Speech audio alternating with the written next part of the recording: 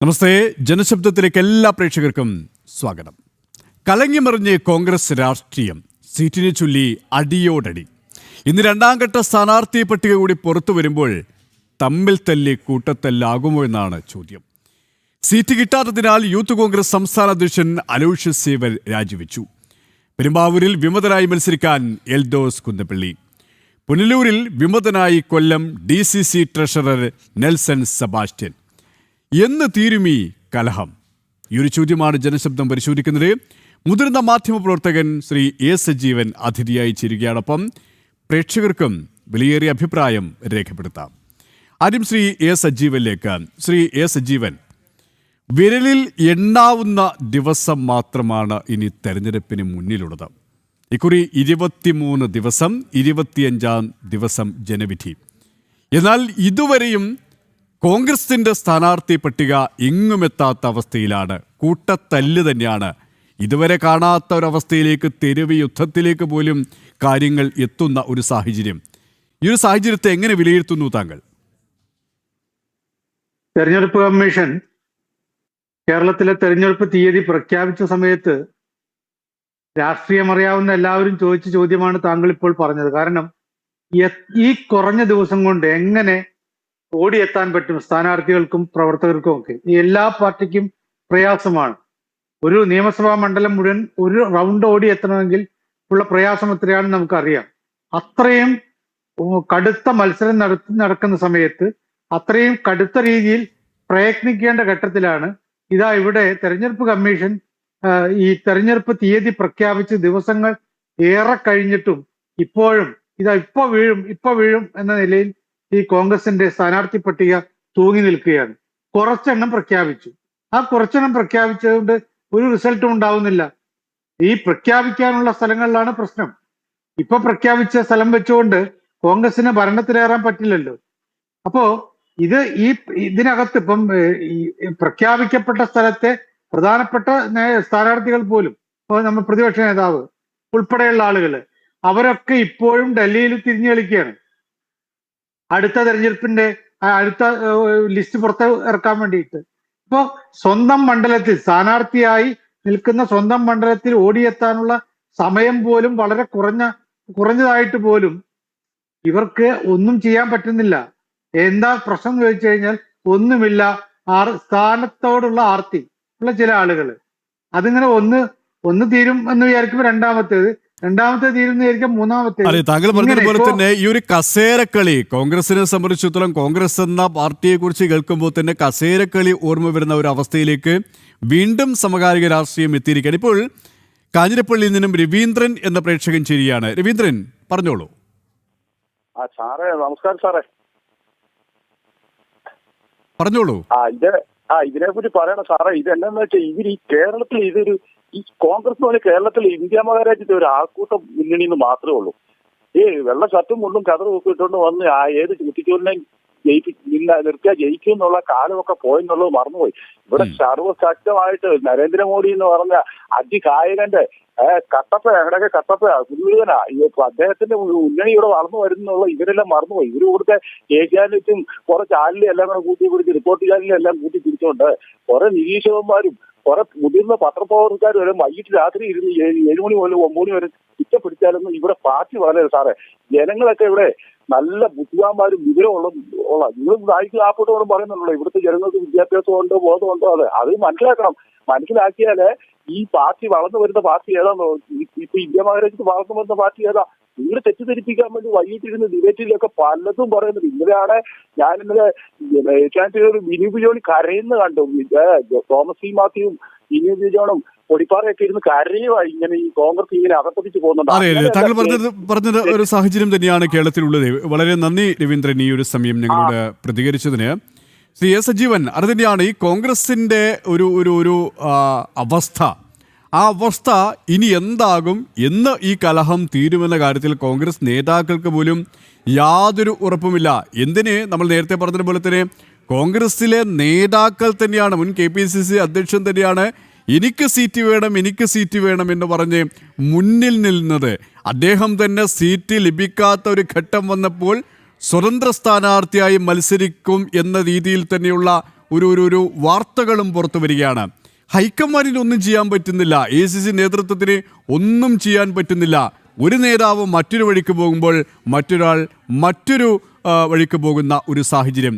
എങ്ങനെ മുന്നോട്ട് പോകും ഈ കോൺഗ്രസ്സുകാർ എന്ന് ചോദിക്കുകയാണ് പൊതുസമൂഹം, പൊതുജനങ്ങൾ. തീർച്ചയായിട്ടും കോൺഗ്രസിന്റെ ഒരു ഗതികേട് എന്ന് പറയുന്നത്, നമ്മൾ ഹൈക്കമാൻഡ് എന്നൊക്കെ പറയും. ഹൈക്കമാൻഡ് എന്ന് പറയുന്നിടത്ത് കമാൻഡ് ഇല്ലാത്ത ഒരു സ്ഥാപനമായിട്ട് അത് നിൽക്കുകയാണ്. നേരത്തെ നെഹ്റുവിന്റെ കാലത്ത് നെഹ്റു തന്റെ പാർട്ടിയിലെ എതിരാളികളെ പോലും ശക്തമായ രൂപത്തിൽ പിടിച്ചു നിർത്തിയിരുന്നു. ഇന്ദിരാഗാന്ധി അതേപോലെ ഹൈക്കമാൻഡായിട്ട് പ്രവർത്തിച്ചു. ഇവരൊക്കെ ചെയ്ത കാര്യങ്ങൾ ശരിയായ രീതിയിലായിരുന്നോ എന്ന് ചോദിച്ചാൽ അത് നമുക്ക് അല്ലാന്ന് പറയാം, ആണെന്ന് സമ്മതിക്കാൻ പറ്റില്ല. പക്ഷെ എന്നാൽ പോലും അത് അവരുടെ കാലത്തൊക്കെ ഹൈക്കമാൻഡ് ഉണ്ടായിരുന്നു. കോൺഗ്രസിന്റെ വർക്കിംഗ് കമ്മിറ്റി എന്ന് പറയുന്നത് വെറും ഒരു പേരിനുള്ള ഒന്നായിരുന്നില്ല. ഇപ്പോഴത്തെ സ്ഥിതി എന്താണ്? വർക്കിംഗ് കമ്മിറ്റിയിൽ കണ്ടമാനം ഈ ജംബോ കമ്മിറ്റിയാണ് വർക്കിംഗ് കമ്മിറ്റി. അതിൽ തന്നെ സ്ഥിരം അംഗങ്ങളുണ്ട്, ക്ഷണിതാക്കളുണ്ട്, വന്നു പോകുന്നവരെന്നൊക്കെ കുറെ ആളുകളുണ്ട്. ഇതൊന്നും ചേരാറുമില്ല. ഒരു പ്രധാനപ്പെട്ട പ്രശ്നം, കോൺഗ്രസിന്റെ ഏറ്റവും ഉന്നതനായ നേതാവ് എപ്പോഴും ആ പാർട്ടിയുടെ പ്രസിഡന്റ് ആയിരിക്കുമല്ലോ. പക്ഷെ പാർട്ടിയുടെ പ്രസിഡന്റ് എന്നാണ് ഇപ്പോ ഖാർഗെയുടെ അവസ്ഥ എന്താണ്? അദ്ദേഹം ഇതിനൊരു കാഴ്ചക്കാരനായിട്ട് നിൽക്കുകയാണ്. പണ്ട് കാലത്ത് അടിയന്തരാവസ്ഥ കാലത്ത് DK ബറുവയെ പോലുള്ള ആളുകളൊക്കെ ഇന്ദിരാഗാന്ധിക്ക് മുമ്പിൽ എത്രമാത്രം ഓച്ചാനിച്ചു നിന്നിരുന്നോ അതേപോലെയാണ് ഇപ്പോ ഈ ഇദ്ദേഹത്തിന്റെ സ്ഥിതി.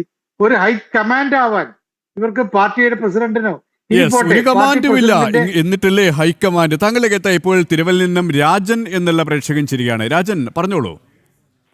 സാറേ, ഈ കോൺഗ്രസ്സുകാർക്ക് എല്ലാവർക്കും അധികാരം വേണം. അവർ ഈ വെള്ളയും ഇട്ടിങ്ങനെ ഒന്നും വേണ്ട. വീണ ജോർജ് പെടലി കാണിച്ചപ്പോഴത്തേനും അവരുടെ കരിക്കൊടി കാണിപ്പൊക്കെ നിന്നു. അവരിങ്ങനെ പേടിച്ചും അധികാരം കിട്ടണം, അധികാരം കിട്ടിയിട്ട് അതിനകത്ത് കൈയിട്ട് വരണം. അങ്ങനൊരു ഉദ്ദേശമേ ഉള്ളൂ അവർക്ക്. അപ്പൊ അത് വേണ്ടി അധികാരത്തിന് വേണ്ടി തമ്മി തല്ലി ഇരിക്കുക. അത് അവരുടെ ഒന്നും കൊടുക്കാൻ പോകുന്നില്ല, അവര് ഒന്നും നേരെയാവാൻ പോകുന്നില്ല. അവരുടെ ഈ ഇതെങ്ങനെ പോകും. അതെ, നന്ദി രാജൻ ഈ ഒരു സമയം പ്രതികരിച്ചതിന്. ശ്രീ എസ് സജീവൻ, ഇവിടെ എല്ലാവർക്കും അറിയാം ഒരു അധികാരം മുന്നിൽ കണ്ടുകൊണ്ടാണ് ഇങ്ങനെ കടിപിടി കൂടുന്നത് കോൺഗ്രസ് നേതാക്കളുടെ. പക്ഷേ ഇങ്ങനെ പോയി കഴിഞ്ഞാൽ അധികാരത്തിൻ്റെ അടുത്തെങ്ങും എത്താൻ സാധ്യതയുണ്ടോ കോൺഗ്രസിന്? കാരണം കോൺഗ്രസ്സുകാരായ അണികൾ പോലും ചോദിക്കുകയാണ്, ഞങ്ങളുടെ നേതാക്കളെ ചൊല്ലി ഞങ്ങൾക്ക് തന്നെ നാണക്കേടാകുന്നു. ഇങ്ങനെയുമുണ്ടോ ഒരു വ്യാമോഹം എന്ന രീതിയിൽ? അതുകൊണ്ട് തന്നെ അവരുടെ ഒരു സാധ്യതയെ ഒരു മുതിർന്ന മാധ്യമ പ്രവർത്തകൻ എന്ന രീതിയിൽ താങ്കൾ എങ്ങനെ നോക്കിക്കാണുന്നു, വിലയിരുത്തുന്നു? തീർച്ചയായിട്ടും അധികാര കൊതി കൊണ്ട് തമ്മിൽ തല്ലിയതിന്റെ ഉദാഹരണങ്ങൾ ഒന്നും രണ്ടും അല്ല. അടുത്ത കാലത്ത് ഇപ്പൊ എണ്ണിപ്പറയാവുന്ന 3 തെരഞ്ഞെടുപ്പുകളെ മാത്രം എടുത്താൽ ഈ അടുത്ത 3 തെരഞ്ഞെടുപ്പ് 2016 സത്യത്തിൽ 2016 തെരഞ്ഞെടുപ്പിൽ കോൺഗ്രസിന് ഭരണ തുടർച്ച ഉണ്ടാകുമെന്നുള്ള ഒരു ധാരണ കോൺഗ്രസ് പ്രവർത്തകർക്കും കോൺഗ്രസിന്റെ ഹൈക്കമാൻഡിനൊക്കെ ഉണ്ടായിരുന്നു. പക്ഷെ എന്താണ് സംഭവിച്ചത്? ആ സമയത്ത് കോൺഗ്രസ് അന്നത്തെ KPC പ്രസിഡന്റും മുഖ്യമന്ത്രിയും തമ്മിലുള്ള തല്ല് മൊത്തം പ്രശ്നങ്ങളായിരുന്നല്ലോ. ആ പ്രശ്നങ്ങൾക്കിടയിൽ ആ സമയത്ത് ഞാൻ ഇപ്പോഴും ഓർക്കുന്നത്, രാഹുൽ ഗാന്ധി കേരളത്തിലെത്തിയിട്ട് ഇവരോട് പറഞ്ഞു, നിങ്ങൾ തൽക്കാലം ഈ തെരഞ്ഞെടുപ്പ് കഴിയുന്ന വരെയെങ്കിലും തമ്മിൽ തല്ല് നിർത്ത് എന്ന് പറഞ്ഞിരുന്നു. അത് കഴിഞ്ഞ് നമുക്ക് തല്ല് ഉണ്ടാക്കാം, അതിനെ കാഴ്ചക്കാരനായിട്ട് ഞാൻ വരാമെന്ന് അദ്ദേഹം പറഞ്ഞു.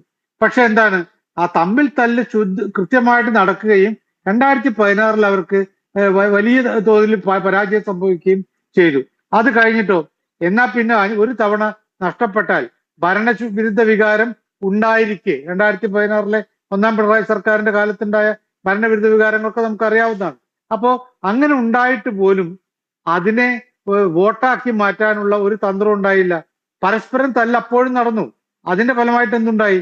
നേരത്തെ ഉണ്ടായിരുന്ന 91 സീറ്റ് 99 സീറ്റായിട്ട് മാറുന്ന അവസ്ഥ LDF-ന് ഉണ്ടായി. LDF-ന്റെ ഗുണം കൊണ്ടൊന്നുമല്ല, LDF-ന്റെ ഭരണം വളരെ സംശുദ്ധമായത് കൊണ്ടല്ല, ഭരണവിരുദ്ധ വികാരം ഇല്ലാത്തത് കൊണ്ടുമല്ല. അതിന്റെ കാരണം കോൺഗ്രസ്സുകാർ തമ്മിൽ തല്ലിയിട്ടാണ്. ആ തമ്മിൽ തല്ല് കഴിഞ്ഞപ്പോൾ 10 കൊല്ലം കഴിയുമ്പോഴെങ്കിലും വിചാരിക്കണ്ടേ ഞങ്ങൾക്ക് എങ്ങനെയെങ്കിലും നേട്ടം ഉണ്ടാക്കണമെന്ന്. അങ്ങനെയുള്ളൊരു ഒരു ചിന്തയും ഈ നേതാക്കൾക്കില്ല. ഇപ്പോൾ കോട്ടയത്ത് നിന്നും തങ്കച്ചൻ എന്നുള്ള പ്രേക്ഷകൻ ശരിയാണ്. തങ്കച്ചൻ, കേൾക്കാമോ? നമസ്കാരം സാർ. നമസ്കാരം, പറഞ്ഞോളൂ. ഇന്ത്യൻ നാഷണൽ കോൺഗ്രസ് എന്നുള്ള നാണംകെട്ട കോൺഗ്രസ് ആയി മാറി ഇപ്പൊ കേരളത്തില്. അതിന്റെ കാരണം എന്ന് വെച്ചാൽ 2016 തുടർഭരണം പറഞ്ഞ ഉമ്മൻചാണ്ടി ഭരണ കാലത്ത് അന്നൊരു വില്ലനുണ്ടായിരുന്നു, VS സുധീരൻ എന്ന് പറഞ്ഞ KPC പ്രസിഡന്റ്. ഇതുപോലെ തന്നെ നാണം കെട്ട് വീണ്ടും ഇടതുപക്ഷത്തിലേക്ക് അധികാരം കൊടുക്കേണ്ട സിറ്റുവേഷനിലേക്ക് വന്നു. ഇതുപോലെ തന്നെ ഒരു ബില്ലനായിട്ട് ഇപ്പോഴും വന്ന് കോൺഗ്രസിന് വന്നിരിക്കുന്നത് ബി ഡി സതീശൻ എന്ന് പറഞ്ഞ ആളാണ്. ഈ ബി ഡി സതീശനും ഈ സുധാകരനൊക്കെ കാരണമേൽപ്പെട്ടിരിക്കും. സുധാകരന്റെ 4-1 രാഷ്ട്രീയ പാരമ്പര്യം ഉണ്ടോ ബി ഡി സതീശന്? അത് തന്നെയല്ല, ബി ഡി സതീശന് പ്രായം സർവീസ് രാഷ്ട്രീയത്തിലുള്ള കക്ഷിയാണ് സുധാകരൻ. ഇത്തരം കാര്യങ്ങളിൽ ബലം പിടിക്കുന്നത് എന്തിനാണ്? പിന്നെ ഹൈക്കമാൻഡ് പണ്ട് സിനിമയ്ക്കകത്ത് പറയും ഞാനും അപ്പനും സുഭദ്രയും എന്ന് പറയുന്ന പോലെ അവിടെ 2-3 സോണിയാഗാന്ധിയും രാജീവ് ഗാന്ധിയും രാഹുൽ ഗാന്ധിയുടെ തീരുമാനത്തിലാണ് പോകുന്നത്. ഇത്തരം കാര്യങ്ങൾ ഇതൊക്കെ ജനങ്ങളുടെ കയ്യിൽ നിൽക്കുന്ന ചിന്താഗതിയല്ല ആർക്ക് ചെയ്യണം, ആർക്ക് വോട്ട് ചെയ്യണം എന്നൊക്കെ. ഇതിനൊക്കെ ഏറ്റവും നേട്ടം ഉണ്ടാക്കാൻ ബി ഡി സതീശനും രമേശ് ചെന്നിത്തലയും ഇടതുപക്ഷത്തിനെ വീണ്ടും അധികാരത്തിൽ കയറ്റാമെന്ന് കെട്ടി ഇറങ്ങിയോണ്ടാണ് ഇവിടെ വരുന്നതിനകത്ത് നേട്ടം ഉണ്ടാക്കാൻ ബി ജെ പിക്കും കുറെ കഴിയും. കാരണം ഒരു 15 സീറ്റോളം ബി ജെ പിക്ക് പ്രതീക്ഷ 8-10 സീറ്റാണ്. പക്ഷേ 15 സീറ്റോളം ഇപ്രാവശ്യം തീർച്ചയായിട്ടും ഉണ്ടാകും. ഞാനൊരു കോൺഗ്രസ് അനുഭാവം തീർച്ചയായും ഞാൻ ബി ജെ പി വോട്ട് ചെയ്യും. കാരണം എന്ന് വെച്ചാൽ ഇത്തരം നാണം കെട്ട ഈ രാഷ്ട്രീയ പാർട്ടികളുടെ അനുഭാവത്തോടെ നിൽക്കുന്നത് തീർച്ചയായിട്ടും എനിക്കും നാണക്കേട്, എന്റെ കുടുംബത്തിനും നാണക്കേടാണ്, എന്റെ നാട്ടുകാർക്കും നാണക്കേട്, കേരളത്തിനും നാണക്കേടായിട്ടാണ് ഞാൻ കരുതുന്നത്. അതെ, നന്ദി തങ്കച്ചൻ ഈ ഒരു സമയം പ്രതികരിച്ചതിന്. ശ്രീ എ സജീവൻ, ഒരു കോൺഗ്രസ്സുകാരനും ഇത് തന്നെയാണ് പറയുന്നത്. ഞങ്ങൾക്ക് തന്നെ നാണക്കേടായി തോന്നി. കാരണം ഈ വലതുപക്ഷ രാഷ്ട്രീയം അത് സഹിക്കാൻ കഴിയാത്ത അസഹനീയമായൊരവസ്ഥയായി. നേരെ മറിച്ച് അപ്പുറത്തേക്ക് പോവുകയാണെങ്കിൽ ഇടതുപക്ഷം, അത് ഇതിനേക്കാൾ വലിയ നാണം കെട്ട അവസ്ഥ. അതുകൊണ്ട് തന്നെ ബി ജെ പിക്ക് വോട്ട് ചെയ്യുമെന്ന് തന്നെയാണ് തങ്കച്ചനടക്കമുള്ള കോൺഗ്രസ് അണികൾ പോലും പറയുന്നത്. ഇത് കേരളത്തിൻ്റെ ഒരു മാറി വരുന്ന രാഷ്ട്രീയ ചിത്രം കൃത്യമായി ബോധ്യമാക്കുകയാണ്, വ്യക്തമാക്കുകയാണ് അല്ലേ? തങ്കച്ചൻ പറഞ്ഞാലൊരു കാര്യമുണ്ട്. കാരണം ഇപ്പോ ഈ കഴിഞ്ഞ തെരഞ്ഞെടുപ്പ് കാലത്ത് അല്ലെങ്കിൽ ഒരു 3-4 തെരഞ്ഞെടുപ്പ് കാലത്തിന് ഇപ്പൊ അപ്പുറത്ത് ബി ജെ പിയുടെ അവസ്ഥ എന്ന് പറയുന്നത്, ഞാൻ വളരെ ജനസംഘം ഉണ്ടായിരുന്ന കാലം മുതൽ തന്നെ അല്ലെങ്കിൽ ബി ജെ പി രൂപീകരിക്കപ്പെട്ട കാലം മുതൽ തന്നെയുള്ള നോക്കിക്കഴിഞ്ഞാൽ വളരെ ദയനീയമായിരുന്നു. വളരെ കുറഞ്ഞ വോട്ട് ഷെയർ മാത്രമാണ് ബി ജെ പിക്ക് പല മണ്ഡലങ്ങളിലും ഉണ്ടായിരുന്നത്. 3%, 4%, 5%. അതൊക്കെ മാറിയിട്ട് ഇപ്പോ വളരെ ഗംഭീരം. കഴിഞ്ഞ ലോക്സഭാ തെരഞ്ഞെടുപ്പിലും അതിന് മുമ്പത്തെ നിയമസഭാ തെരഞ്ഞെടുപ്പിലൊക്കെ പലയിടത്തും രണ്ടാം പാർട്ടിയായിരുന്നു. ഇപ്പൊ ഈ തദ്ദേശ തെരഞ്ഞെടുപ്പിൽ എത്ര നേട്ടമുണ്ടാക്കി. കഴിഞ്ഞ ലോക്സഭാ തെരഞ്ഞെടുപ്പിൽ ഒരു സ്ഥലത്ത് ജയിക്കുന്നൊരവസ്ഥയുണ്ടായി. ഇതൊക്കെ പഴയ കാലത്ത് പണ്ടാണെങ്കിൽ ഭരണവിരുദ്ധ വികാരത്തിന്റെ ഒരു നേട്ടം കൊയ്യുക ഈ പ്രതിപക്ഷമാണ്. പ്രതിപക്ഷം എന്ന് പറഞ്ഞാൽ ഒരു അടുത്ത മുന്നണി. ഇപ്പൊ യു ഡി എഫ് ആണെങ്കിൽ ഭരണത്തിലെങ്കിൽ എൽ ഡി എഫ് ആണെങ്കിൽ യു ഡി എഫ്. അതായിരുന്നു അവസ്ഥ. ബി ജെ പി അവിടെ ചിത്രത്തിൽ ഉണ്ടായിരുന്നില്ല. പക്ഷേ ഇപ്പോഴത്തെ ഒരു അവസ്ഥ അതല്ല. ഈ കിട്ടുന്ന ഭരണവിരുദ്ധ വികാരത്തിന്റെ ഷെയർ ഒരു പങ്ക് എപ്പോഴും ബി ജെ പിയിലേക്ക് പോകും. ബി ജെ പിയുടെ വോട്ട് ഷെയർ ഇപ്പൊ കൂടി വരുന്നത് നമ്മൾ കാണുകയാണ്. അപ്പൊ അതുണ്ടാക്കുന്നത് കോൺഗ്രസിന്റെ വീഴ്ച പലപ്പോഴും അത് കോൺഗ്രസിന് എതിരായിട്ട് മാറുന്നു മാത്രമല്ല, ഒരു പക്ഷെ താൽക്കാലികമായിട്ട് എൽ ഡി എഫ് നേട്ടം ഉണ്ടാക്കിയാൽ പോലും അതിന്റെ ആത്യന്തികമായിട്ട് നേട്ടം വരുന്നത് ബി ജെ പിക്ക് ആയിരിക്കും. ഇപ്പോൾ തന്നെ പണ്ടൊക്കെ ആണെങ്കിൽ എൽ ഡി എഫിലെ നേതാക്കന്മാര് ബി ജെ പിയിലേക്ക് പോകാൻ മടിക്കുമായിരുന്നു. കോൺഗ്രസിലെ നേതാക്കന്മാർ പോലും മടിക്കുമായിരുന്നു. പക്ഷെ ഇപ്പോഴത്തെ അവസ്ഥ എന്താണ്? കോൺഗ്രസിലെ ഏതൊക്കെ നേതാവ് പോയി എന്ന് ചോദിച്ചാൽ കോൺഗ്രസിന് കേരളത്തിലുണ്ടായിട്ടുള്ള മുഖ്യമന്ത്രിമാരുടെ പേര് മാത്രം എടുത്താൽ മതി. ആദ്യത്തെ മുഖ്യമന്ത്രിയായിട്ടുള്ള ആർ ശങ്കർ, അദ്ദേഹത്തിന്റെ മകൻ മോഹൻ ശങ്കർ ബി ജെ പിയിലേക്ക് പോയി. പിന്നീട് കരുണാകരന്റെ മകള് പോയി. എ കെ ആന്റണിയുടെ മകൻ പോയി. ഉമ്മൻചാണ്ടിയുടെ മരുമകൻ പോയി. അപ്പൊ ഇങ്ങനെ ഈ എല്ലാ ആളുകളും ബി ജെ പിക്ക് അനുകൂലമായിട്ട് പോകുന്നു. കോൺഗ്രസിന്റെ ഉന്നതന്മാരുടെ പക്ഷത്ത് ചിലപ്പോൾ നഷ്ടം വരുന്നത് ബി ജെ പിക്ക് അല്ല, കോൺഗ്രസിനാണ്. അപ്പൊ ഈ അടി കാണുമ്പോ ഇപ്പൊ നേരത്തെ സംസാരിച്ച തങ്കച്ചനെ പോലുള്ള ആളുകളൊക്കെ പറയുന്നത് യാഥാർത്ഥ്യമായിട്ടില്ല. ഞാൻ കോൺഗ്രസ്സുകാരനാണ്, പക്ഷെ ഞാൻ ഇത്തവണ ബി ജെ പിക്ക് വോട്ട് ചെയ്യൂ എന്ന് തങ്കച്ചൻ ഇപ്പോൾ പറയുന്നുണ്ടെങ്കിൽ അപ്പൊ അതേപോലെ ചിന്തിക്കുന്ന ആളുകളുണ്ടാകും. അത് ആരുണ്ടാക്കി എന്നുള്ളതാണ് കോൺഗ്രസ് നേതാക്കന്മാർ ചിന്തിക്കേണ്ടത്. അത് ബി ജെ പി ഉണ്ടാക്കിയതല്ല, മറ്റാരെങ്കിലും ഉണ്ടാക്കിയതല്ല. അത് ഉണ്ടാക്കിയിട്ടുള്ളത് കോൺഗ്രസിന്റെ നേതാക്കന്മാരാണ്. മുൻ കെ പി സി പ്രസിഡന്റും. താങ്കൾ പറഞ്ഞതുപോലെ തന്നെ സ്വയം വരുത്തി വെച്ച വീഴ്ച അത് കോൺഗ്രസിൽ തന്നെ തിരിച്ചടിയാവുകയാണ്. ഇപ്പോൾ മാവേലിക്കരിഞ്ഞനും സന്തോഷ് എന്ന പ്രേക്ഷകൻ ചിരിയാണ്. സന്തോഷ് പറഞ്ഞോളൂ. നമസ്തേ പറഞ്ഞോളൂ. ഞാൻ മാവേലിക്കരനാണേ. പറഞ്ഞോളൂ. സാറേ, എനിക്ക് പറയാനുള്ളതെന്ന് പറഞ്ഞാലേ, ഞാനൊരു ബി ജെ പി പ്രവർത്തകനാണ്. ഞാൻ കോൺഗ്രസിന്റെ കാര്യമല്ല പറയുന്നത്. നമ്മുടെ ഏറ്റുമാനൂരും പിന്നെ തൃപ്പൂണിത്തുറയും ഈ സീറ്റ് വെച്ച് മാറിയതിനെ കുറിച്ച് ഒരു കാര്യമാണ് പറയുന്നത്. പിന്നെ BJPക്ക് ഉറപ്പുള്ള സീറ്റുകളല്ലായിരുന്നു സാറേ. നമുക്കത് മറ്റൊരു അവസരത്തിൽ ചർച്ച ചെയ്യും. ഇപ്പോൾ നമ്മൾ കോൺഗ്രസിന്റെ ഒരു നിലവിലെ അവസ്ഥയാണ് ചർച്ച ചെയ്യുന്നത്. ശ്രീ സന്തോഷ്, ഇവരൊരിക്കലും രക്ഷപ്പെടത്തില്ല സാറേ. ഇവരെന്താ അറിയോ, തമ്മിലടിയാ മൊത്തം. അതെ, തമ്മിലടി കാരണം ഇവരൊരിക്കലും രക്ഷപ്പെടത്തില്ല. കാരണം അധികാരത്തിന് വേണ്ടിയാണ്. MP ആയിരുന്ന സുധാകരന് പിന്നെ MLA ആകണമെന്ന് ആഗ്രഹം. അടൂർ പ്രകാശ് MP ആയിരുന്നു, അടൂർ പ്രകാശിന് MLA ആകണം. പിന്നെ ഇതൊക്കെ എന്ന് പറഞ്ഞാല് പിന്നെ മുഖ്യമന്ത്രി ആകാനുള്ള ഒരു പോരാട്ടത്തിന് വേണ്ടിയാ. എല്ലാവർക്കും മുഖ്യമന്ത്രി ആകണം. രമേശ് ചെന്നിത്തലയ്ക്ക് ആകണം, അതെ, പിന്നെ സുധാകരനാകണം. അതെ, അത് തന്നെയാണ് സന്തോഷ്. ആ ഒരു അവസ്ഥയാണ് ഈ കോൺഗ്രസിനെ ഈ ഒരു ദുരവസ്ഥയിലേക്ക് എത്തിച്ചത് എന്നാണ് യാഥാർത്ഥ്യം. ശ്രീ എസ് സജീവൻ, അത് തന്നെയാണ് ഒരു പ്രധാനപ്പെട്ട ചർച്ച ചെയ്യേണ്ട ഒരു വിഷയം. കോൺഗ്രസിനെ സംബന്ധിച്ചിടത്തോളം കസേരക്കളി അത് വല്ലാത്തൊരു കളിയിലേക്ക് എത്തിയിരിക്കുകയാണ്. കാരണം മുഖ്യമന്ത്രി ആരാകും എന്നുള്ള ചോദ്യത്തിന് ഞാനാകും മുഖ്യമന്ത്രി എന്ന് VD സതീശൻ പറയുന്നൊരവസ്ഥ, ഞാനാണ് മുഖ്യമന്ത്രി എന്ന് രമേശ് ചെന്നിത്തല പറയുന്ന അവസ്ഥ. ഈ രണ്ട് പേരുമാണ് ഈ സമീപകാലത്ത് ഒരു അങ്ങോട്ടും ഇങ്ങോട്ടും അണികൾക്കിടയിൽ പോലും ചർച്ചാ വിഷയമായിട്ടുണ്ടെങ്കിൽ ഇപ്പോഴിതാ KC Venugopal, ACC general secretary കൂടിയായിട്ടുള്ള KC വേണുഗോപാൽ കളം നിറഞ്ഞു കഴിഞ്ഞു. ഒപ്പം ഇതാ K സുധാകരൻ എന്ന് പറയുന്ന മുൻ KPCC അധ്യക്ഷൻ കൂടി രംഗത്തെത്തി. എന്തിനാണ് അടൂർ പ്രകാശ് MP സ്ഥാനം ഉപേക്ഷിച്ചുകൊണ്ട് MLA സ്ഥാനത്തിനായി മത്സരിക്കുന്നത്? എന്തിനാണ് K സുധാകരൻ MLAക്ക് വേണ്ടി മത്സരിക്കുന്നത് MP സ്ഥാനം ഉപേക്ഷിച്ച്? എന്നതിന് ഉത്തരം ഇത്രമാത്രമേ ഉള്ളൂ. അധികാരത്തിൽ വരികയാണെങ്കിൽ മുഖ്യമന്ത്രി അല്ലെങ്കിൽ ആഭ്യന്തരമന്ത്രിക്ക് ഈ പൊസിഷൻ തന്നെ ഞങ്ങൾക്ക് ഇരിക്കണമെന്ന്. പക്ഷേ ഉള്ള അവസ്ഥയെ പോലും ഇല്ലാതാക്കുന്ന ഒരു രാഷ്ട്രീയ കളിയല്ലേ ഇവർ സ്വയം വരുത്തി വെക്കുന്നത്, ശ്രീ എസ് സജീവൻ? തീർച്ചയായും. കാരണം ഇതെല്ലാം കാണുന്ന ജനങ്ങളുണ്ട്. ഇവരുടെ വിചാരം എന്ന് പറയുന്നത് കോൺഗ്രസ് പ്രവർത്തകർ മാത്രമാണ് വോട്ട് ചെയ്തിട്ടാണ് ഞങ്ങൾ ജയിക്കുക, അല്ലെങ്കിൽ UDFന്റെ കോൺഗ്രസും ലീഗും ഒക്കെ ചേർന്നിട്ടുള്ള UDFിലെ പാർട്ടികളുടെ പ്രവർത്തകരും അനുഭാവികളും മാത്രം വോട്ട് ചെയ്താലാണ് ഞങ്ങൾ ജയിക്കുക എന്നുള്ളത്. അത് CPMന്റെ ഒരു ധാരണയാണ്. സത്യത്തിൽ ഇവിടെ മാറ്റങ്ങൾ ഉണ്ടാക്കുന്ന ആരാണ്? ഒരു 10% ആളുകൾ നിഷ്പക്ഷ വോട്ടർമാരാണ്. അവർക്ക് പ്രത്യേകമായ രാഷ്ട്രീയ ചായ്വൊന്നുമില്ല. അവര് കാലാവസ്ഥ നോക്കിയിട്ട് അപ്പപ്പോ ഉള്ള അവസ്ഥ നോക്കിയിട്ടാണ് വോട്ട് ചെയ്യുക. ഇപ്പോ നല്ല ശക്തമായ ഭരണവിരുദ്ധ വികാരം ആളുകളുടെ മനസ്സിലുണ്ടായിരുന്നു.